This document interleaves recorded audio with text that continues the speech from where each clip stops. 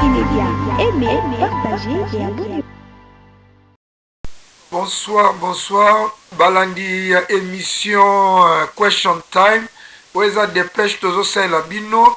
Ndeka bo mesana bisika nyoso bozali. Makambo toza koloba baza koyoka te.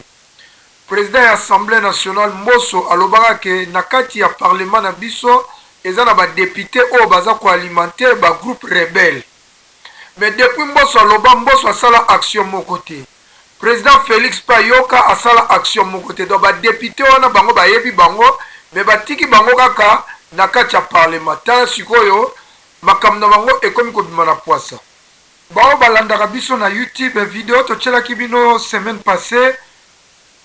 O bakangaki minduki na concession ya député national Edouard Chuchu o azali Rwandais Tuchi tant bakangaki minduki wana service à renseignement asalaki rapide na Kinshasa bake ko perquisitionner ndaku na ye perquisition salamaki na ndaku na ye bakuti ba Motorola ba effet de guerre ba USB ba biloko nyonso ya communication donc aza relais na ba M23 na Rwanda bakangi ye yangwana na haute cour militaire bazali ko samsa mais eloko toza ko déplorer Mbosso lobaki ke ba député o baza ko alimenter ba groupe rebelle bazali na parlement. Mais pourquoi Mbosso azolingo dénoncer bango te? Pourquoi président Félix ayoka kiango azosala action te bakanga ba député wana basambisa bango? Tala ce que comme na poisa na ko monopoliser président parole mingi te tolanda ndenge bakangi ye na babiloko na ye et puis na kotiali sous extrait na bao batalaki te botala ndenge bakutaki minduki na concession na ye avant ba kokanga ye na Kinshasa tolanda. Siégeant en procédure de flagrance, la haute cour militaire dans sa chambre présidée par le général de brigade, magistrat Kalala Kapouk Martin, a ouvert vendredi 3 mars 2023 les procès de l'affaire du député national Edouard Mwanga Chuchu Izi, élu du Nord Kivu et président d'un groupe parlementaire à l'Assemblée nationale.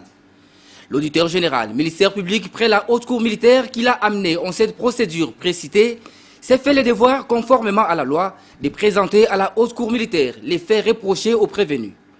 On retiendra de l'organe poursuivant que le prévenu député national Mwanga Chuchu Edouard a été interpellé et arrêté par les services des renseignements le 1er mars 2023 après une perquisition faite en sa résidence de la Gombe à Kinshasa en présence de son épouse Umubera Mukabaranga Mwanga Chuchu. Plusieurs effets, tant militaires que autres, ont été découverts par les 10 services des renseignements. Parmi ces effets, on peut citer une boîte rouge contenant 42 munitions de 9 mm de GP, une gaine de revolvers GP, 2 matraques électriques, des ordinateurs portables, 11 clés USB, des cassettes audio et cassettes d'enregistrement, plusieurs téléphones, des caméras Sony HD et Canon, des dictaphones, un coffre-fort de la couleur bleue et plusieurs autres documents. À en croire l'organe accusateur, cette perquisition a été effectuée à la suite des informations reçues par les services des renseignements à partir du Nord Kivu. Les effets ci-haut énumérés sont constitutifs des infractions de trahison, atteinte à la sûreté de l'État, détention illégale d'armes et munitions de guerre, association des malfaiteurs, participation à un mouvement insurrectionnel et incitation des militaires à commettre des actes contraires au devoir ou à la discipline, a dit le ministère public. Au cours de cette audience introductive, la haute cour militaire a reçu les serments de 3 nouveaux juges assesseurs dans la composition et a procédé à l'identification du prévenu Mwanga Chuchu Edouard. Ce dernier est natif de Bishusha. Haya, kama mnavyotazama hapa tunakuwa ku base ya SMB, societe inayojulikana kuwa wachimbaji wa madini, lakini sasa kwa kazi anayoitumika kiongozi Mutayomba James Tani na kwa mtu ambaye hatutamueleza majina yake kwa ajili ya usalama wake, ametuelekeza mahali alikuwa akiweka vifaa kama na hivi. Alafu kiongozi mwenyewe atawaelezea vifaa hivi ni aina gani. Kuna kifaa anachokikamata kwa mkono wake. Kuna kingine hapo pembeni. Mashini gani? Ndiyo kama mnavyotazama wapendwa. pembeni munaangalia pia vitu vingine. Kompola.